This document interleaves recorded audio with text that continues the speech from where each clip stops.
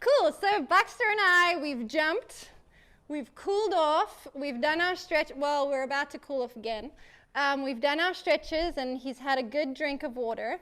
So now I'm just going to hose him off again and show you guys how we do our post routine after doing a workout, and especially specifically today after jumping. Hey kiddo.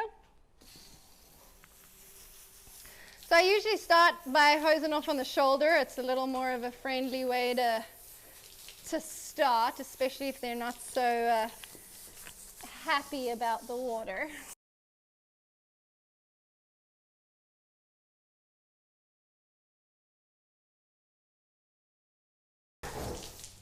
Make sure you're getting like right under the chin here, under the jawline like this, because those are a lot of spaces that people miss.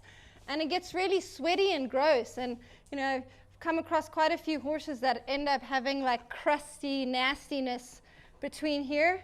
And I find like it's a place that the horses really like to be itched and scratched and stuff, and they can't really get in between there. So make sure you get that. Make sure you get their heads, especially when you're cooling down the hot horse. You know, cooling down their brains and their head is a very, very important stuff. Not to scare anybody, but when horses are getting really hot and we're riding them in temperatures they're not really made for, you really got to watch out for brain damage and stuff like that if you get a horse too hot. And then their chests. Other good places to cool them off quickly is anywhere you see the veins popping out, cool down the blood. So those spots are on the inside of the legs. You can see all the veins over here. And underneath the belly, lots and lots of veins and arteries close to the surface under the belly and between the back legs. And those are the places, when you're cooling off a particularly hot horse, that you hit first. The priority is to get them cool.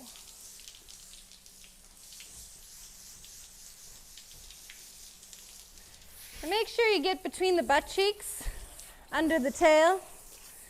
I do it from both sides because I find you just get the better angle. Make sure you hit everything. Nice legs, inside and outside. Make sure you get all the dirt out of the pasterns. Cool. And now our horse is cool. Then we get a little squeegee thingy, my bobby.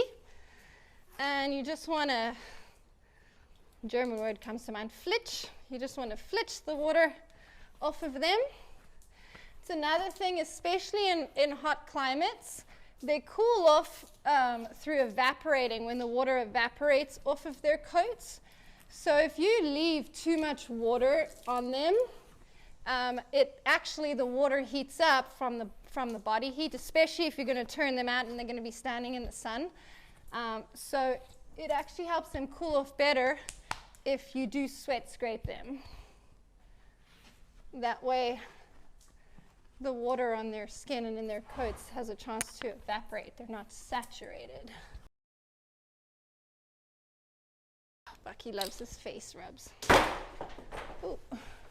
I know, it's so nice. It's so nice. You want to make sure you get up behind the ears because there's often spots that are missed. And then they get nasty and fungusy and funky. Do the ears. Hey, do you mind? Under the jaw here. Remember that spot I talked about that gets nice and nasty and is often overlooked? Oh, I know, it's so nice. So we've done that. So post-exercise, we like to use our Benefab Smart Scrim. It is a therapeutic fabric which emits far infrared, as well as magnets. These cool little polka dot looking things are magnets that stimulate certain acupressure points. And why we do this is it helps in muscle recovery. You know, anytime you're doing something athletic, just like in us people, you're stressing the body and you're stressing the muscles. So you've kind of got to give it the support to help in this muscle and soft tissue recovery. It helps reduce soreness from, working out those muscles. We leave it on for a minimum of 20 minutes. The studies on Benefab show that the positive effects kind of start unlocking after 20 minutes. And then you can kind of leave it on for however much you want, especially after the ride. If the horse has never had something like this before, I wouldn't do it more than 2 hours at a time. But we've kept them on for a pretty long time. Pre-ride, they're great to use in the winter. And that's probably going to be a whole nother video when it gets cold and we can show you what we do in the wintertime. So that's the Smart Scrim. And because Bucky jumped, we like to use ice boots, ice therapy every time we jump a horse. Again, it just helps in the soft tissue recovery and keeping everything healthy, feeling good, and it just supports the longevity of your horse.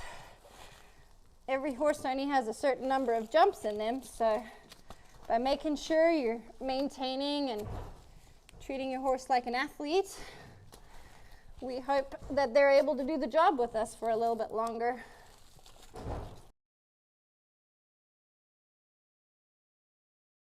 Anytime I put stuff on the legs or anything really, I always start higher and then slide it down so the hair lies nice and flat on the skin, doesn't irritate them.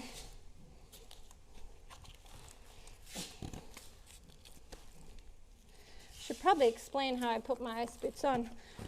So anytime you put a boot on or something on the leg, you want to make sure the edge is on the inside of the leg. Just going to put his tail in a knot just to keep it out of the way.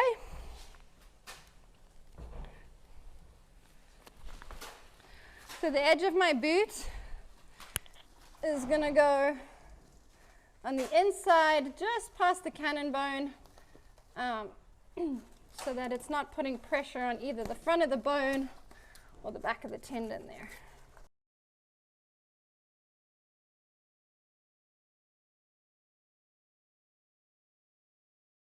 Okay, so ice boots you want to leave on no longer than 20 minutes.